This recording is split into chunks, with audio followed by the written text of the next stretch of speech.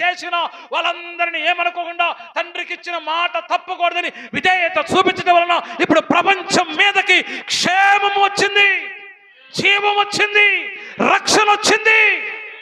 నేనంటాను, విధేయత నీలో ఉంటే నీ ఇంటికి విడుదల, నీ ఇంటి వారికి క్షేమము, నీ ఇంటి ప్రజలకు ఎంతో నెమ్మది. హల్లెలూయా. తగ్గించుకోగలిగిన వాడు ఎంతో మంచివాడు. దేవునికి మహిమ కలుగును గాక.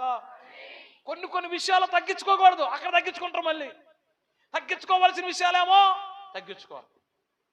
కోపం తగ్గించుకోవాలి అని దేవుని వాక్యం, అక్కడ తగ్గించుకోరు. ఇదిగో ప్రియమైన బిడ్డ, కొన్ని విషయాలు తగ్గించుకో. ప్రార్థన తగ్గించుకోకూడదు.